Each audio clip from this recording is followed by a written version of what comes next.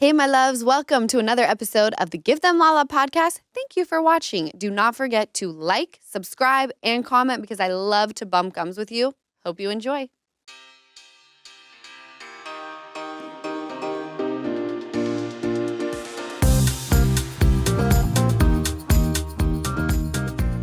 Hello, gorgeous, and welcome to the Give Them Lala podcast. We are getting down and dirty, getting back to my roots. Headed back to the mothership of Vanderpump Rules. Yay! Oh my goodness. I know. I thought after season 11 I'd never discuss it again. Just kidding. We're back in it. Just kidding. So, as you guys know, I am going to start my nesting process. So we've got episodes that have to be pre-recorded. And I was like, what do people want to hear about? Just because, like, are you serious? People want to hear about Vanderpump Rules. You're pretty much a nobody without Vanderpump Rules. And I was like, you're right. I did not say that. No, I did that. So everyone knows. We should talk about it. So I had you guys write in your questions for moments that happen on Vanderpump Rules that you would like to discuss, break down. Maybe I regret those moments. Maybe I wish I would have gone a little heavier on the paint. Mm-hmm. Is it on the paint or in the paint? In. That's what I thought. But it came out as on. Yeah. And guess what? We're rolling with it. Ocean's favorite song right now is Ice Cream Paint Job by Doro. Wait, Dora, I thought that was Doro? Doro. Whatever. Doro? Who cares? cream on Where the even is he inside, now? cream on Well, I mean, I think Doro? he's old. Yeah, but it's Doro. Can we make What a I call him. Duro. Whatever. Who cares? Wait, I'm looking it up. Lauren. It's you're right. right. Can we make a correction, you guys? It is Haley Williams on airplanes. I know. I'm so glad I was. Did I say it was wrong? No. No, I said I think it's Haley Williams. And I was like, you're absolutely incorrect. It is Skylar Grey. And so many people were like, you dumb bitch. It's Haley Williams. I was like, damn, they sound so I similar. didn't look stupid, though, did I? I don't. I might have. You never look stupid, Easton. Ever. You know up for what's great debate. about this podcast is I think even when we have really stupid moments, it's okay because next week we'll move on to something else. Exactly. Yeah, I'll say something stupid next week, so here we go. Exactly. And people will forget about what you said the week before. Okay, Jess, do you want to get it poppin' for us? Yes, because we have so many things. So what Lala posted was, what Vanderpump Rules moments would you like me to discuss, break down, deep dive into, etc.? You guys wrote in with so many good ones. All right, let's get into it. There's so many good ones. This is very exciting. I don't think I'm going to pass on any. Really? No. Why? Why would I? Whatever. There's a lot of roach. Excellent. Are we allowed to... Where's the raid? Let's go. Let's fucking go. Can he come at it? Who? The roach. For what? I don't know. Didn't he try to come at Do you want me to already? start strong with one and see the vibe or no? Start strong. Yeah. Okay. So, first one, we're starting off quite spicy. Season 7, episode 12. What happened that got you so upset with R? It looks deeper than being sober together. Do you remember this? I think that this was when I went to Christina Kelly's house and I was sobbing in her house, and it was deeper than that. I have said in any relationship that I ever have, I have two very, very hard lines. Absolutely no cheating and absolutely no drug use. Okay. And I'm going to leave it at that. Got it. Very interesting question here. Jax, did you guys hook up? What happened with him and you? And I'm just adding this, like, how are you now? Jax is one of those people that I kind of just know who he is. I adore Brittany, and you know, I respect that they are whatever they're going through. They're married right now, at this point in time, and could stay married. So I accept him because that's my friend's husband. But we've never hooked up. I remember being wasted at my apartment on Olympic one night and texting him very late to come over. And the only reason why I remember this is because I didn't delete the text. I saw it the next morning and was like, I'm so fucking glad he did not come over here. Did he respond? or like it? Or I guess you probably couldn't like it at the time. But did he like say anything about it? Or you pretend you guys, it didn't happen? I don't think he responded. Really? No, I think it was like 4 a.m. Wow. I don't think I got a response, and I was like, what am I doing? I'm going to go to bed. That's when you know. That's when you know. Well, I was in my bed, like, slowly passing out. So even if he did respond, you wouldn't have been able to get inside. You just be at the door. Yeah. No, it all worked out. We have never hooked up. Mm-hmm. And I mean, like, we haven't even pecked each other, ever. Nothing. But that was a beautiful moment when he was saying that I've, like, hit on him. Season 4, throwback. Mm-hmm. And Brittany was thinking that I was this little, like, skank who was trying. I'm like, no. That was the first time that I was like, oh, wow, there are people who, like, really are liars. Right. In the world. That, like, can look you dead in the eye and know that this shit's being filmed. And so, like, that never happened. And it's like, what the fuck? Yeah. They don't roll this way in Utah. There may be a lot of Mormons, but there's morals. Right. You're a naughty boy. You're a liar. Naughty boy, spank bottom Andy. Whatever. No, I cried in Hawaii. I was like, this is strange. Yeah. I'm getting called out for taking my top off, which my friends all take their tops off where I'm from. Right. Tits out. Tits out. Put your top on. Anyway, there's my long-winded story to where Jax and I stand. Okay. I never really know. You never know. We float. We waft. Yes. We waft. Why you and Scheana used to clash? Oh, sheesh. I think as you get older, you start realizing that you're not going to change people, and you start either saying, I'm going to accept them for exactly who they are, or I'm going to be done with them. Mm-hmm. And I think Scheana and I both clashed back in the day because I was a little bit rough around the edges. I still am, but I've learned how to kind of tame it a bit in my mind, I guess. But back then it was like I said exactly what I wanted to say in not productive ways. They could come across as very mean. And by the way, I can still do that. And there are times where I regret it, and there are other times where I'm like, it was harsh, but it needed to be harsh. I didn't baby my friendship with Scheana back in the day. Mm. And I can't even explain why. It just was, timing was off. We did not see eye to eye. She was someone who, even when we were clashing, I said that girl has a very, very good heart. That I could not be disputed. Mm-hmm. And season 9, when it was like, okay, we're like really struggling. We keep missing. And like, I need to know, are we going to continue to keep missing? Or is this a friendship where it's like, I like you, you like me. And we also have kids the exact same age that are girls. Like there's now stakes to the friendship. And it was like we were dating. It was like we sat down and we were like, we're going to do this. We're really going to take a whack at it for real. Season 9? Yeah.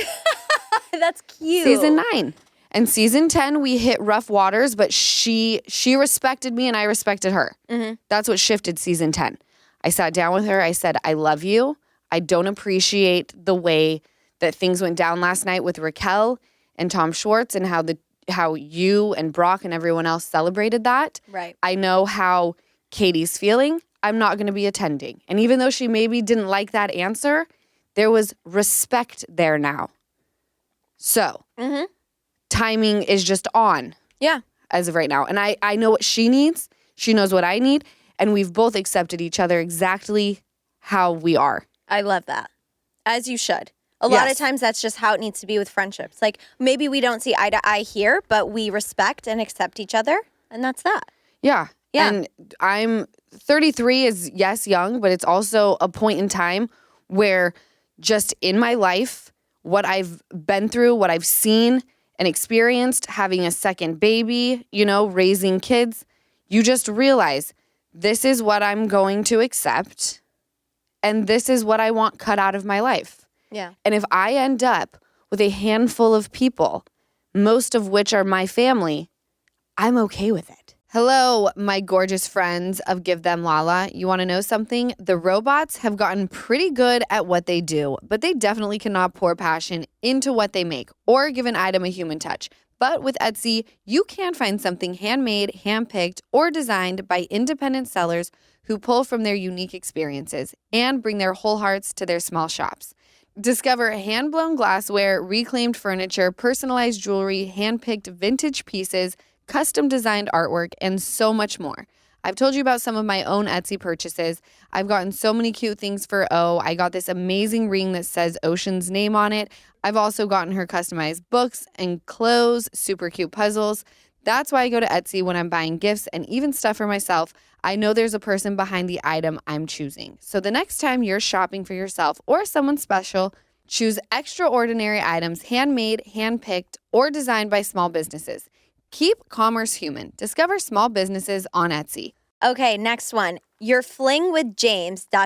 in all caps, why crying laughing face? That is the strangest time of my entire life, you guys. Tell me why, because I kind of now knowing you, I didn't know you back then. I feel like I know why, but tell me. We had the best time together. Right? He made me laugh so hard. We would create music together, but it would we were the definition, as corny as it sounds, of young, wild, and free, and we're on fucking TV. Yeah. You know? Yeah. Where it was the world was ours for the taking. What are you talking about? Right. Tomorrow? Who's worried about tomorrow? We're living for today. Let's make a great song, Cut to Feeling You. Yeah. Which still hits heavy. By the way, Easton's not going to say much because he's never seen an episode. So Been in a couple. I'm here though. Today he's just listening and probably going to learn a lot of things. Not stuff I think I want to learn. That's exactly what I thought. Because it was why not? You Why trusted him. It was you guys are both on the same TV show. It's fun. You're drinking. It's And we had each other's backs. yes. James, and he had mine. When I'd come out here, he made Yeah. an effort. I really did like James when you guys were, I think you were hooking up at that time. Also great Or TV. if you had, but he'd always call me. We'd go to the bars. Yeah. He's on. We more would just make out all the time. And then the finale of my first season, I shoved Kristen to the ground. Mm-hmm. Not proud. Not proud of that at all. I do not condone physical contact. Right. Unless you're okay. playing a contact sport. Right. And that night I was like, you know what? I'm going to fuck your man. I think it wasn't her man. I'm going to fuck your ex man. Right. Your ex. I was like, I think you deserve it. You know? The push? The what? fuck. No one deserved the push. I'm saying I looked at James that night and was just like, let's go home, have a couple more, and get really sloppy. Sometimes that's just fun. Good It for was you. fun. Yeah. Good for you. It's a fun time in my life. And sometimes I look at us on the plane to Hawaii and I'm slouched in the seat and we're just making out as a producer films it on their iPhone. Do you know how I could never do that? No. If someone came up to me, even if I was dating them So and started proud. trying to make out with me while a producer filmed, I would feel so weird. When I brought the Dawn back to the house, Yeah. I was so fucking scared. You were nervous Yes. that cameras were there. Nervous about all of it. Okay. I forget, did you kiss him or anything while the cameras were there? Or did you literally, you're we're not doing anything until they leave? I know you went in the bedroom. So let me tell you. Yeah, tell us some BTS that fuck. you can. I'm in the car with Christina and Katie. Okay. Katie's responsible for this whole night, right? Okay. I give Katie all the credit for getting me out of my funk and reviving me and making me do something with the Dawn. Whether it was kiss him, hold his hand. Well, Christina was like, you can just kiss him and hold his hand. And Katie was like, no, you're going to fuck him. Yes, Katie. I know. Ocean is thousands of miles away. I was like, I don't know about thousands. She's like thousands of miles away. You're like, she's she 2 is states a picture over. away. She's 1 state over. So we're having this conversation in the car, and I was like, okay, I'm going to text him. I was like, but no one say anything. Well, I didn't realize that my mic could be heard, that I was in the driveway. We drove home. Production was setting up in the house. They heard. You're still mic'd? Oh, yeah, you stay mic'd. Because we went from the restaurant Yeah. after I told Raquel to disengage, bitch. Yeah. You're not going to tell me about my situation that I lived. Right? You little fucking Square. We won't go there. Okay. I was upset. Okay, yes, you were. We drive home. Mm-hmm. They've set up. We're in the driveway. I text the Dawn to come over. Yeah. And I'm like, no one talk about this in there. I want production to leave and then he can come over. Well, we get in. Oh, They're like, we heard everything and we're filming a show. And I was like, all right, fine, fuck it. I feel like that's such a not season 10 Lala mistake. The fact that you did not just always assume you're mic'd, always assume they can hear. I thought that they were way too far away for us to be heard. Right. I'm always aware of my mic. Right.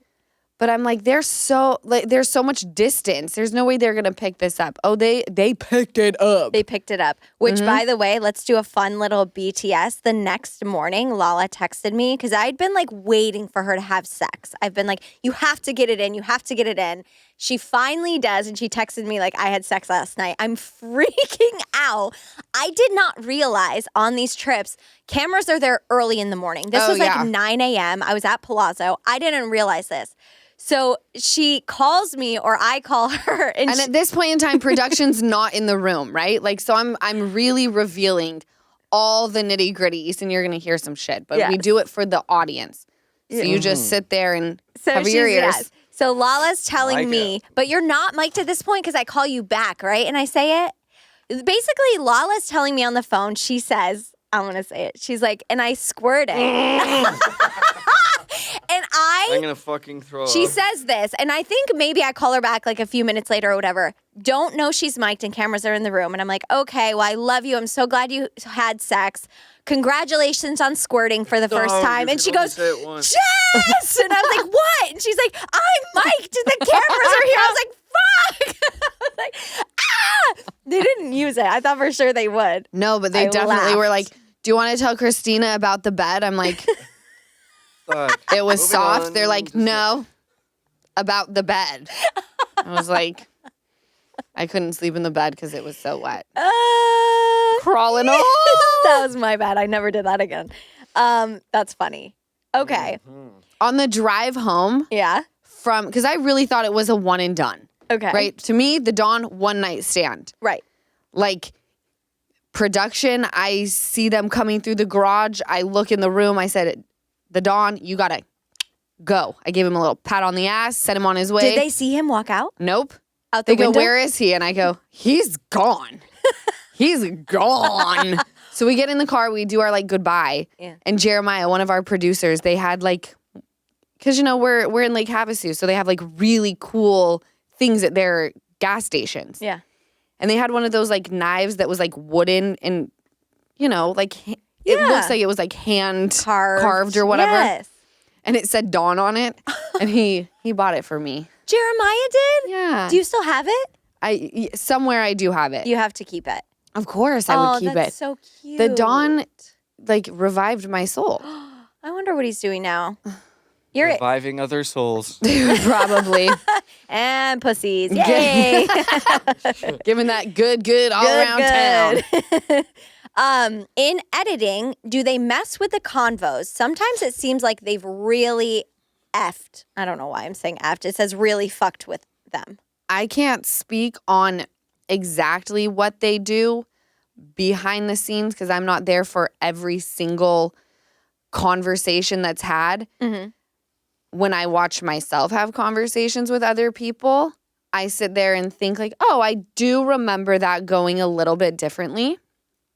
Again, this show is very much real life. These are real conversations, but we have to whittle it down to less than an hour show, an hour with commercials. Like you have to. Mm-hmm. You can't. It's impossible to show every single detail.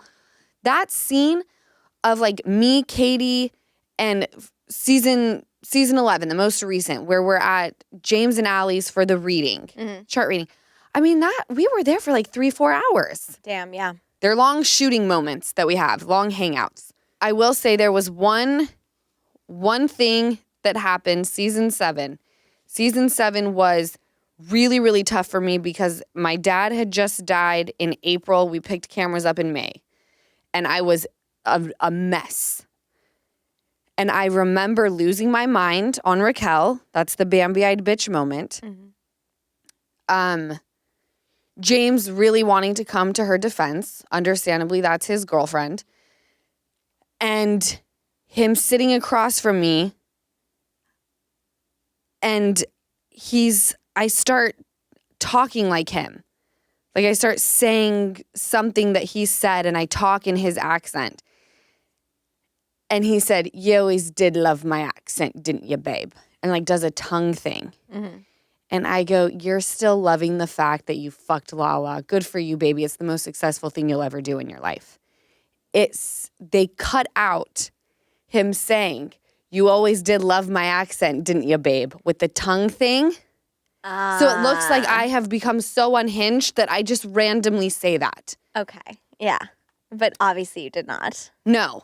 It was in response. I was provoked, and I was already on 100. I had screamed at Raquel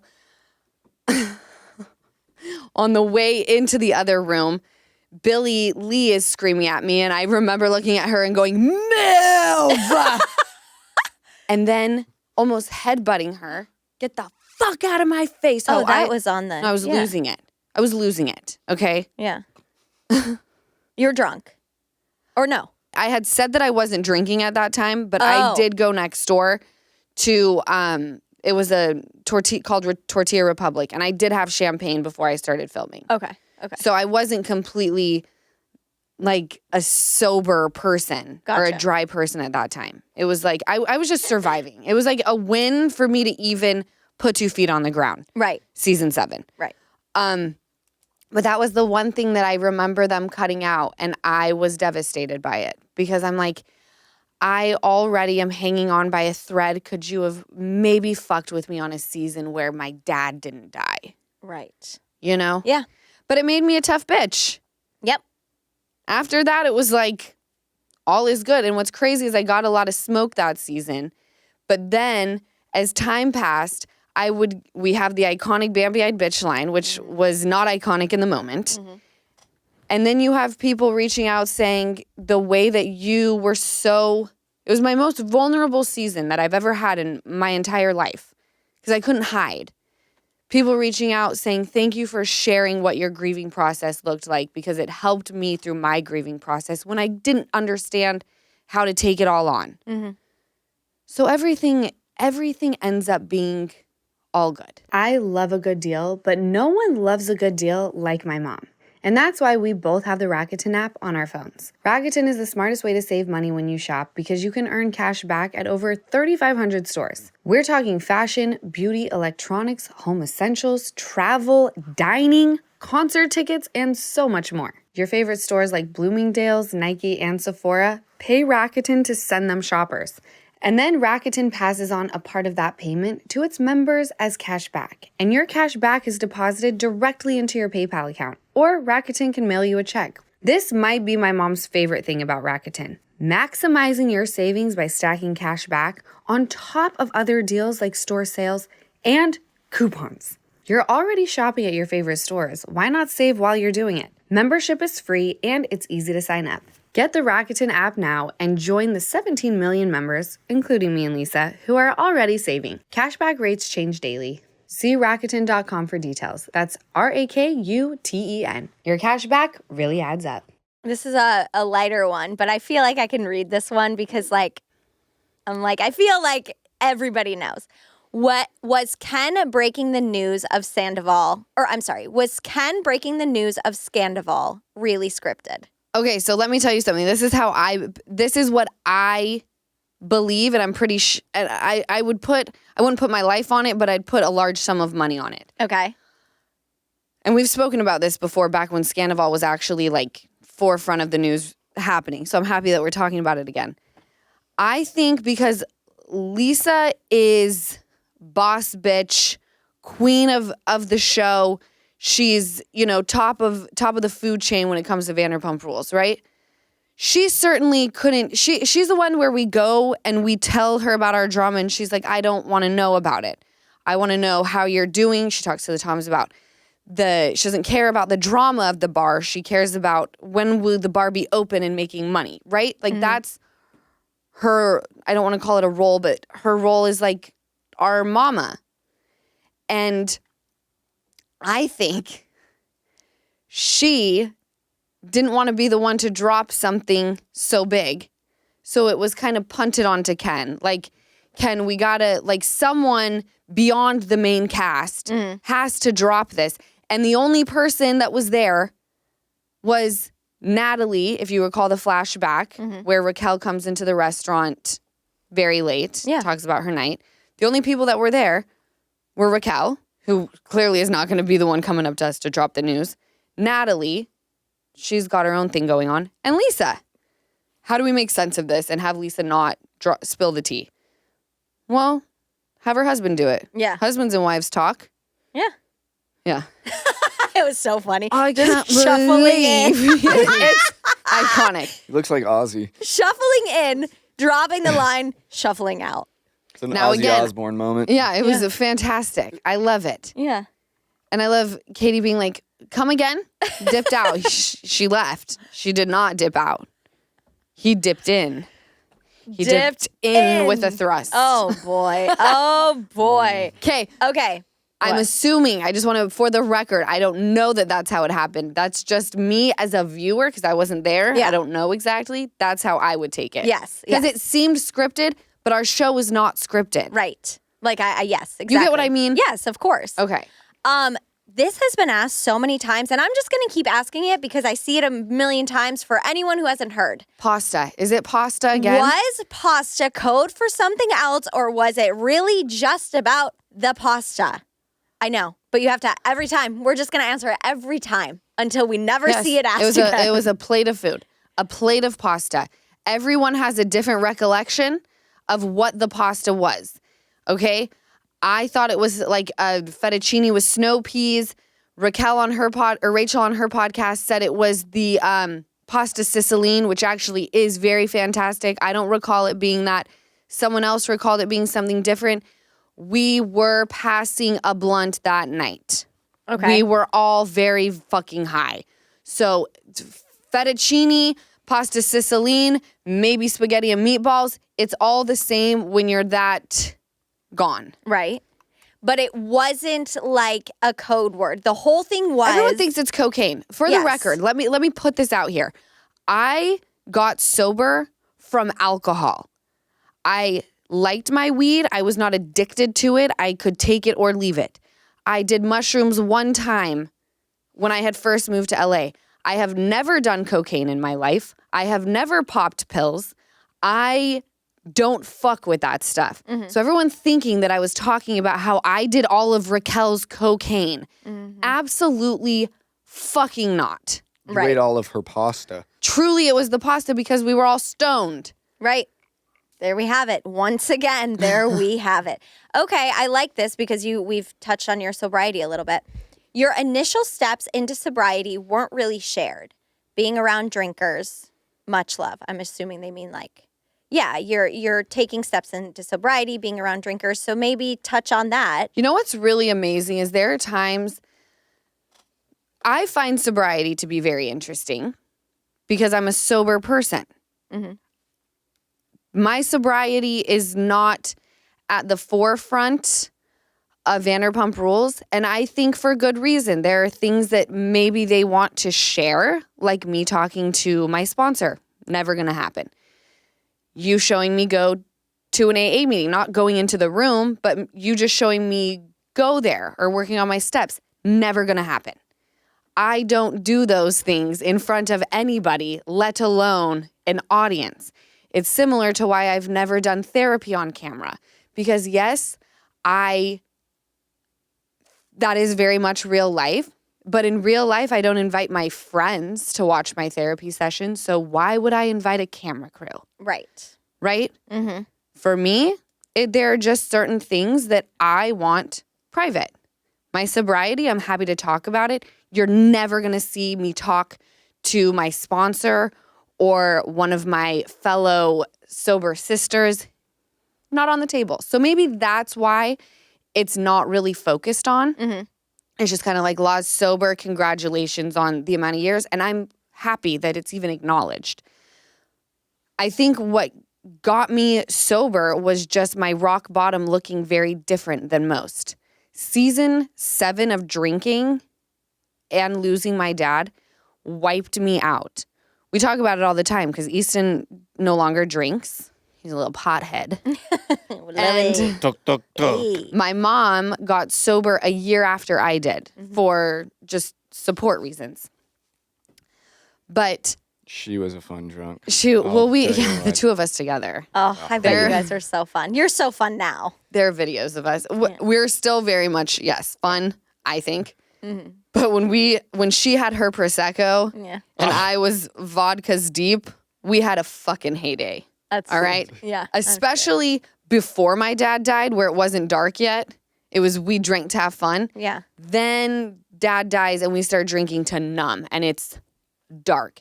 Even now, the thought of a drink takes me right back into, okay, we've just lost dad and we're in a grieving process. Like it does, I don't watch people drink and go, oh, that looks so fun. Maybe when they have like a sparkling rosé on a rooftop, I'm like, all right, I know that feeling of the first one. That is fucking fun. Yeah. You could never get me to go there. Now those days are probably looming where they are difficult and I have my mouth start watering and I want one. They haven't happened yet, thank God. I can't even explain why I got sober. It was just a moment that I woke up 6 months to the very day of my dad passing in this dark apartment. Easton and his ex or girlfriend at the time and my mom were gone. We had just come back from Disney World. The flight home was dark as fuck for me. Yeah, I remember that in your book about like the writing Yes. all over your, letting people Oh, yeah. draw all on Oh you. my God. Yeah. Just the thought of it takes me right back to that place. And it's like I just attended an AA meeting. Like I never need to go back there again. It was just me simply waking up and saying, we're done. We're done. You're an alcoholic. Fucking figure it out. There's no reason that you should be living this way any longer. There's multiple people out here who could offer you help. You just had someone last week give you a phone number to call if you wanted to get help. Fucking do it. And so I fucking did it.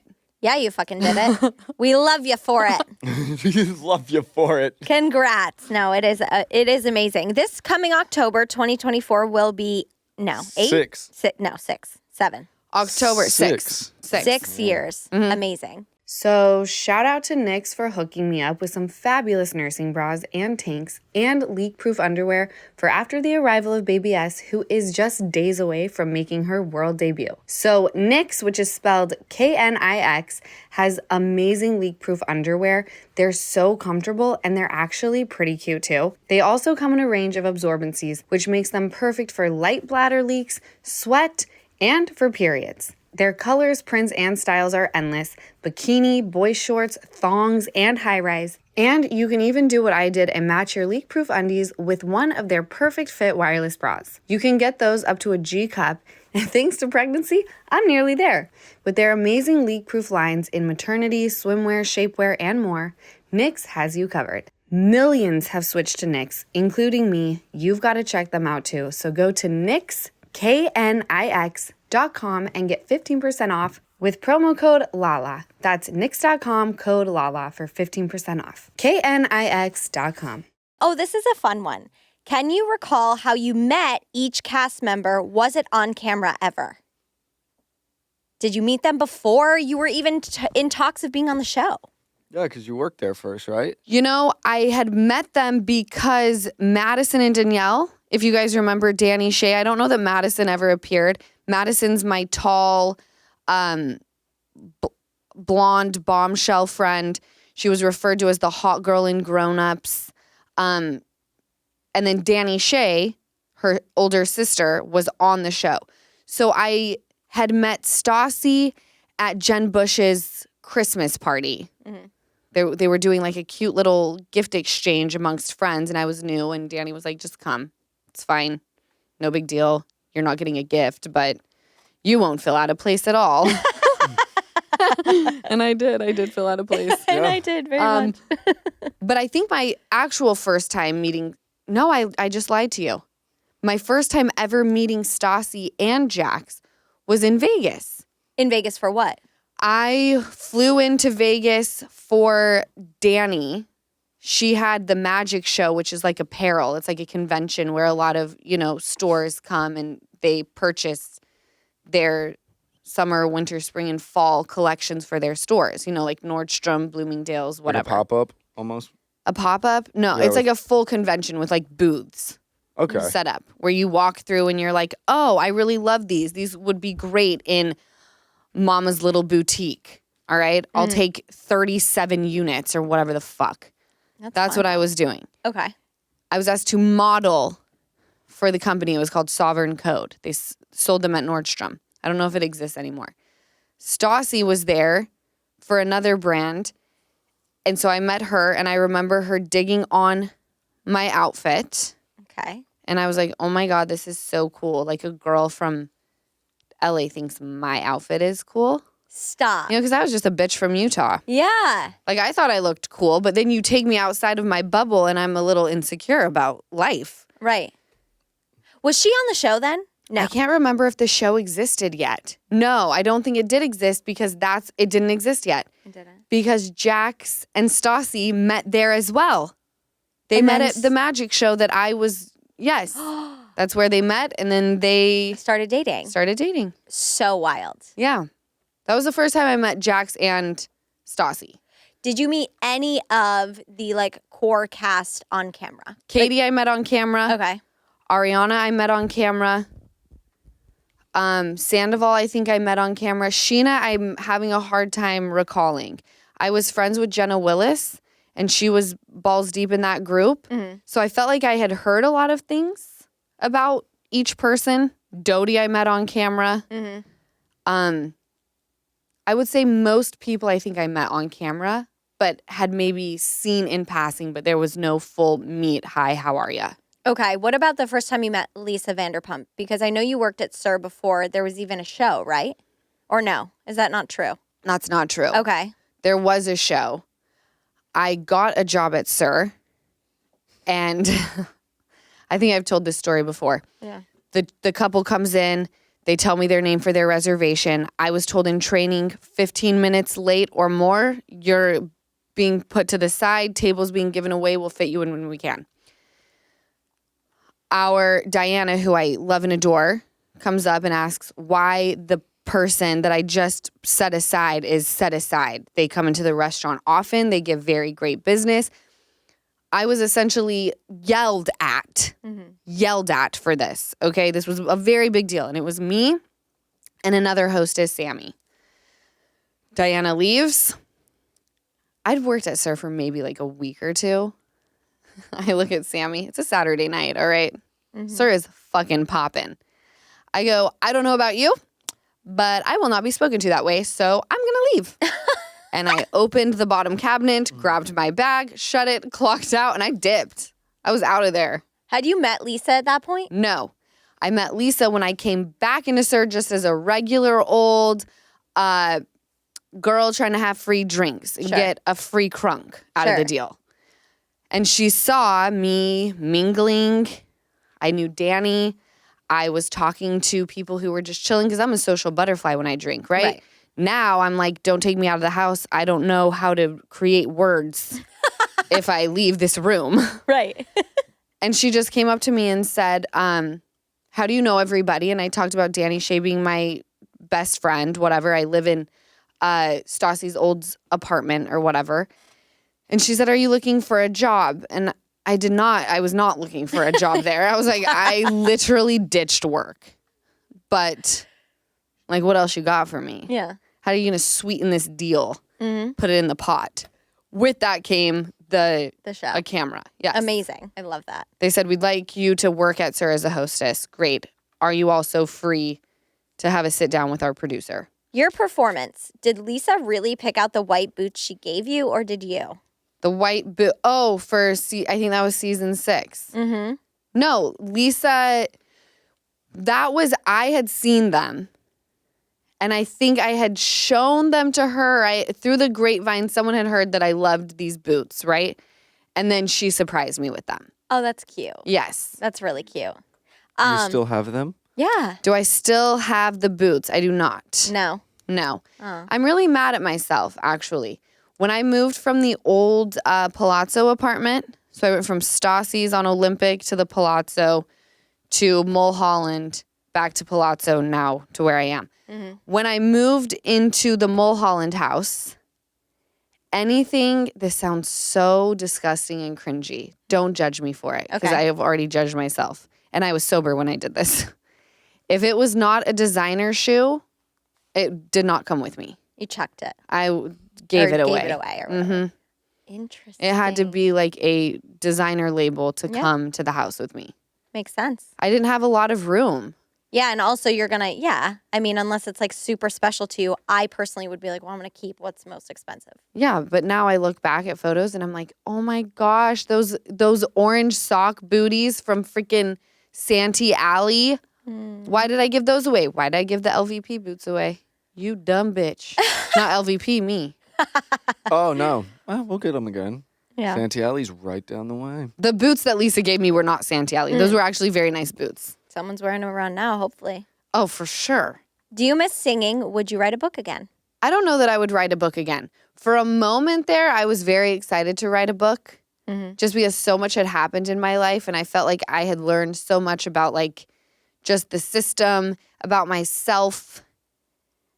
And maybe like the itch will come back. I think maybe I'm thinking like me sitting down writing a book right now sounds exhausting. Maybe the bug will come back to where I want to write a book. I think it will. But my last book left kind of a bad taste in my mouth. Just like reading who the book was dedicated to and just like these sections of my life. Let's read between the lines where I'm like, this was a lie. And I didn't even realize, like I was like living in fiction. But how many people in today's world literally live that life? Yeah. They look back at photos of their marriage, of them with their husband and kids or wife and kids, and they're like, the entire time this person was not that person. That's why I think you'll eventually write one. I think you have so many things just knowing like what was going on behind the scenes while I was seeing certain things of you like trucking through and then shit going on behind the scenes. And I was like, how is she doing this? I think it's going to be fascinating when you write another book. Because people don't know. I feel like you're so in it, but really take a step outside and look back. People do not even know at all. Well, I have to remember that. When I see certain comments and I feel like this fire in my chest and I'm like, oh. Yeah. I have to remember people don't know the story. Exactly. You didn't bring it onto there's stuff you literally could not bring onto the show. Could not talk about. Yeah.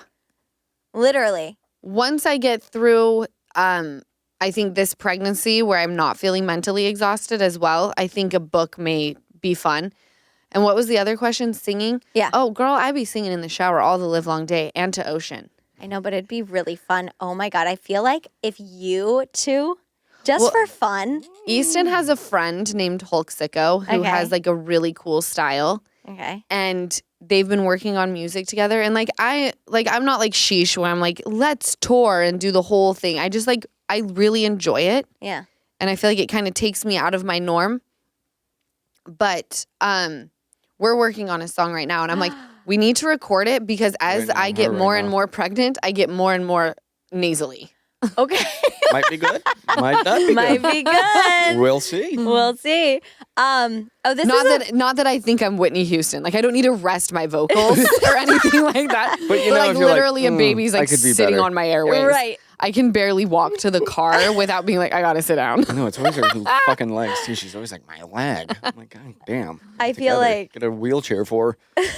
I thought about getting a cart, a scooter at CVS? Target the other day. You're pregnant. Oh, I thought you meant was like like, buying one. No, they have them there. You are if you like pregnant, La. I know, Yeah. but I'm like, am I the person who's gonna? I need I like need it. No, Yes. yeah, people would look at you and be like, oh, she's pregnant. And your legs, you're like, have been tingling when you walk. And then they'd look down and go, those cankles.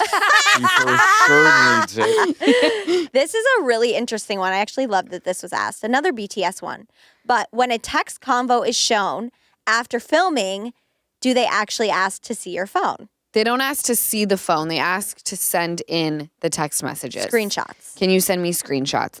I was asked to have, there have been many conversations, including the DMs that I talk about Katie sending to me, that I refused to send. I'm like, I don't need them shown, right? I think the only time I sent screenshots, they could have come from my phone, they could have come from Schwartz's, but was the conversation where I basically told him to kick rocks. You're dead to me, fool, for playing pickleball with that clown. Mm-hmm. Yeah. Why did you stay friends with Sandoval? When? I'm assuming they mean, I've seen this a couple times, the season. Like, I would like you to clarify if you want, because, like, you didn't. But, like, did it look that way? I don't think it looked that way. But then why are people asking that? You didn't stay friends with him. You were never friends with him. Because people are used to me being black or white. Uh-huh. And season 11, people saw me in the gray. It's still hard for me to process because I didn't ask crazy questions. I felt like I asked pretty logical questions, right? I tried my best to practice empathy, compassion, realize things happen and we don't intend for them to happen that way, but sometimes shit just fucking happens, right? And I was trying to find the gray in my life. And I don't care what anyone says. You know, Jax has accused this show of being scripted. Let me tell you something. This show were scripted, I would have made damn sure that season 11, I came out of this as a fucking gem fan favorite. And I would have had to go against everything I thought, everything I believed. Sandoval and I have never been thick, ever. Okay? I think we had one season 4, where, you know, he's always really good to the newbie, the underdog of the show. Okay? That was me. Once I was no longer there, I felt he didn't have a purpose for me any longer. I was not friends with him before Scandoval happened, and I wasn't friends with him this season. I went and gave him the time of day, letting him know, you know, for me personally, I know you did not cheat on me. Was I triggered as fuck in the moment? Yes, but time has passed. I want to let you know there's a multitude of things that I feel you have done to me to make it very easy for me to come for you when you fucked up. Okay? But now, time has passed. My reality is sinking in. You know, I don't go to bed with the audience at night. The audience doesn't go to bed in my head. I go to bed in my head, okay?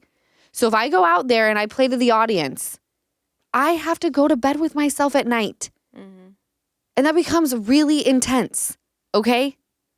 I have to live in my truth whether you like it or not. And you can sit here and say, you know, you were a puppet for production. Fucking blow me, dude. Fucking blow me. I've never played for production, never been a puppet to anybody, which is why you guys have such an intense view on me. It is love or hate. I have not ever had someone be like, sometimes I like you, but sometimes I don't. It's like, I fucking hate you or I fucking love you. There's no in between. I will say there are a lot. The love and the hate is loud because there are a lot of in between that come in the DMs or comment and they're like, look, I get where she was coming from. I don't agree with this. I really love this. I've always respected her as a mom. There is a lot of in between, but I hear you in that the loudness is the love and the hate. Because you got the haters screaming and then the lovers who we love being like, well, hold on a second. And like, you know, so I get it. As much as you guys do, like the audience, they do know us, they also don't. So like, I love that you have the comment section, okay? I'm not going to go back on what I said a while back when I addressed season 11. Like, I love the comment section, okay? But, like, also, I'm not going to allow Jan from Mississippi to tell me who the fuck I am. You don't know me like that. Yeah. And there's so much they don't see. Right. Like, you don't know Lauren from Utah. You don't know the girl that, like, went through X, Y, and Z and now has, you know, a reason for every single thing that she does. I live my life with intent and purpose, and it doesn't need to make sense to you. No one's life needs to make sense to anybody. Yeah. But I stand by the fact that I did not go into any season being manipulated, playing to an audience. I have lived every second on this show for myself, okay? And sometimes I look wild. I look whack at times. But guess what? You need to fucking worry about it because you ain't got to go to bed in my head at night. I do. So we'll deal with it. Hey, exactly. Amen. Love it. Oh, I actually am curious about this. I don't know if I missed the scene or don't remember it. So this person said, I want to hear how you and Stassi became friends after everything and what those I'm assuming what that convo looked like. Because I do remember you guys didn't get along and... You want to know what happened? Yes. In the back alley, season 6, okay, I thought that everyone was going to be on good terms. I was coming into the show a little bit late. Scheana had told me that Katie brought up my man again. I asked if she was trying to get popped. I'm in the back alley, okay? Katie and I are now good. Stassi comes into the back alley.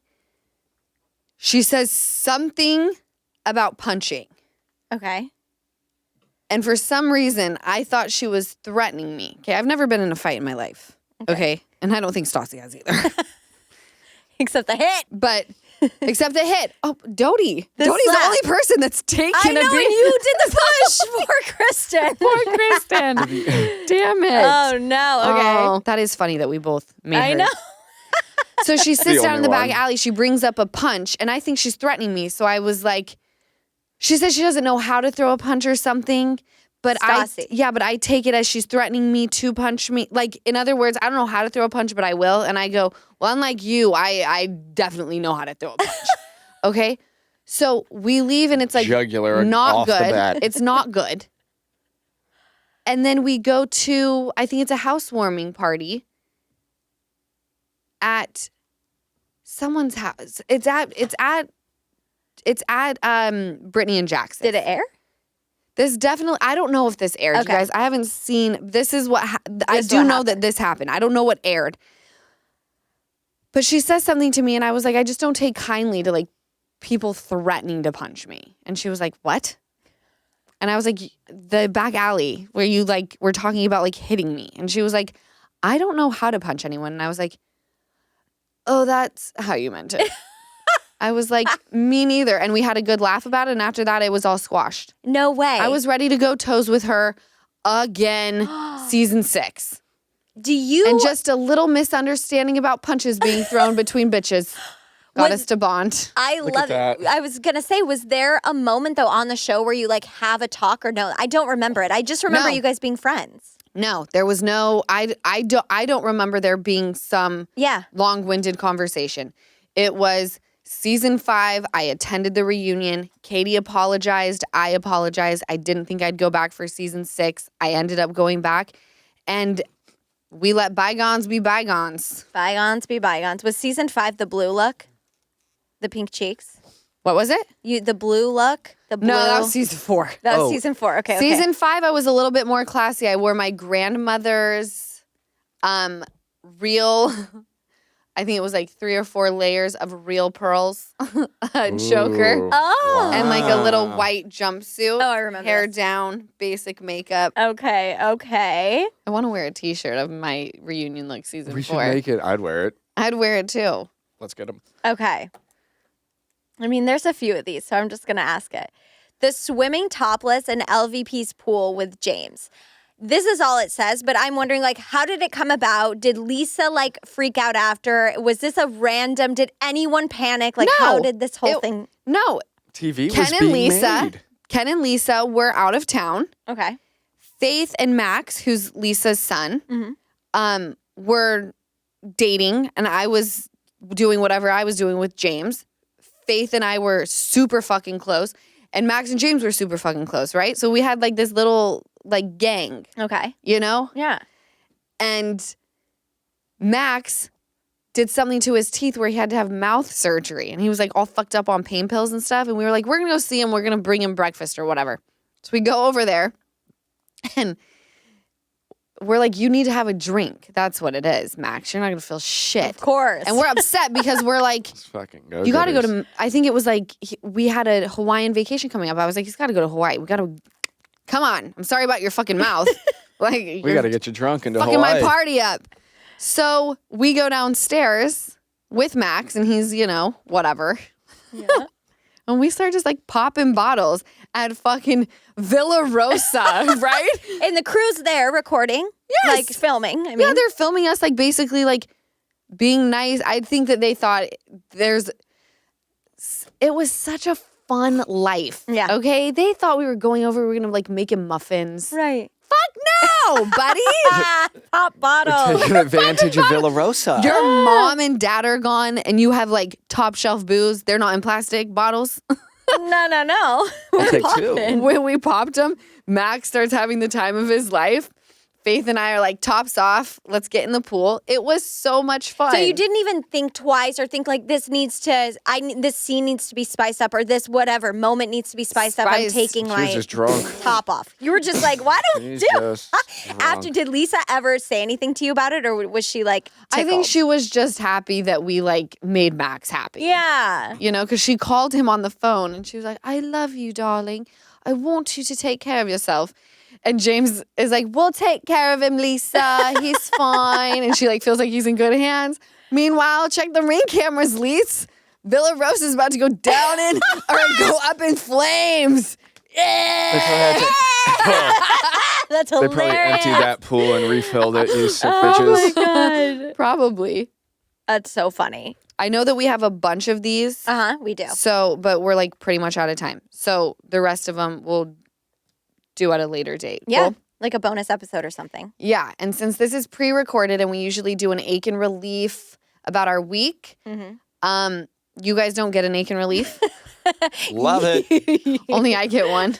Love it. We'll do an ache and relief about filming Vanderpump Rules. I think the relief of filming Vanderpump Rules is that everything that I was sitting in Utah dreaming about as a kid has pretty much come true because of Vanderpump Rules and Bravo and NBCU. They've been tremendous to me and I've had the time of my fucking life. In fact, season 11 kind of wiped me out a little bit. And it could be because I was pregnant. I always start with that. I am not a weak bitch, just a hormonal one. But going through these and like reliving, I'm like, what a fun life. Yeah. So many embarrassing moments for the world to see. And you forgot a lot of them. And I'm like, well, this is so fun. And there are times where we've had like really amazing conversations with the cast where like everyone's kind of getting along or there's like a brief moment where cameras are down and you just have a moment of like, you guys, there's going to be a day where none of this exists anymore. We're no longer on Vanderpump Rules. We've got kids, maybe not, maybe grandkids. And we get to think back and be like, we were on fucking television. You got to rewatch it. That is so fun. So fun. These are the best days of our lives. I think the ache is having people think that they know you and that they have the right to tell you who you are in not a constructive way, in a really, really mean way.